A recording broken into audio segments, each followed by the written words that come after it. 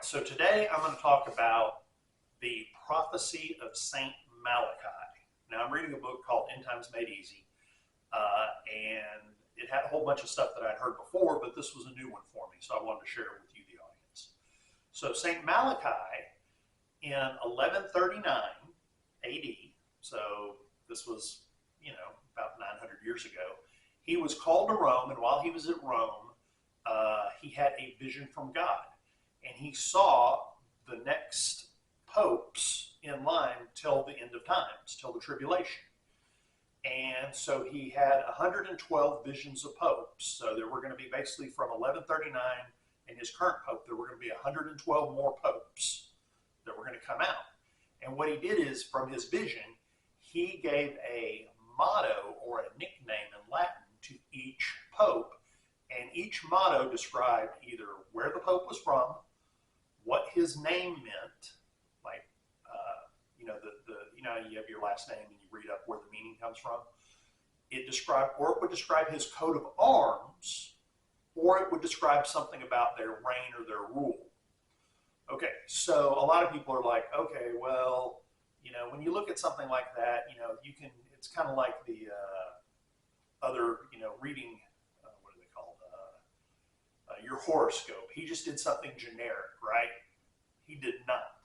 He had some of these were, all the nicknames could be connected to each pope individually, but some of them were so dead on the money, they're pretty much irrefutable. So like the 11th pope that he predicted, his nickname was Pig in a Sieve, okay? And the guy's family crest were two pigs in a sieve. Okay, that just can't, two pigs or a pig in a sieve can't just apply to any random pope. What if we called someone a pig in a sieve today? People would be like, what? That doesn't apply to that pope. This guy's family crest was that. He had another guy like number 60 something. This guy was pregnant from hell was his nickname or his motto. Pregnant from hell. The guy's name was Progressio or something like that, which was derived from the Latin word for pregnant, and he was born in the town of Inferno near Naples. Pregnant from hell. His name means pregnant, and he was born in a town called Inferno, which means hell. So, I mean, some of these were so dead on the money that it's irrefutable. Now, then someone else would probably say, who's a skeptic, would say, well, when he wrote all these things, the Roman hierarchy took these names and all these mottos, and they would find someone who matched them.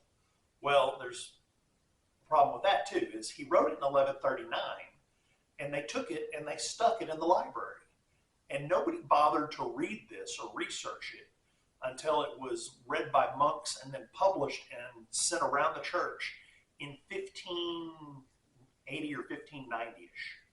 So for 400 plus years, nobody bothered to pay attention to this document. So this document was not used for 400 years. Okay, so, and again, whenever they're picking a pope, they only have like 3, 4, 5 choices typically. Like you have to be a certain caliber of person to be in line for the pope, just like anyone who's in line for becoming a president or a prime minister or something. The conclave will only pick from the cream of the crop. You have to be high level in the rankings or known for something. So they don't have tons of choices to find a pig in a sieve or born in hell matchup. They can't find that stuff. Now, just go to Wikipedia and put in Saint Malachi's prophecies and go to the bottom, and it lists all 112 of them. And some of them are kind of generic, and some of them are just, they only would fit that one person throughout time who was going to be a pope.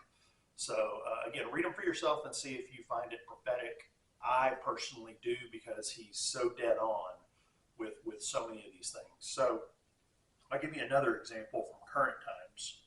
So, okay, so in 1978, he called the Pope that was coming. So this was like 109 on his list. He said this, of the half moon. Okay, this pope was going to be of the half moon. All right. Well, that was John Paul I, and he was elected pope in August 26 of 78 when there was a half moon. He only lived as Pope for 33 days and he died. So he became Pope on the half moon and he died on the half moon, or close to the half moon, 33 days later. So he was only Pope for a month. And, you know, the half moon was connected to that. So nevertheless, you can read down the list of 112 and decide for yourself if his nicknames really matched what he called each pope. But some of them are so out there that they're not just generic nicknames. They are very specific mottos and phrases that connect directly to the life or lineage or coat of arms for that pope. Because a lot of the old popes came from royal families and had coats of arms that you could look at.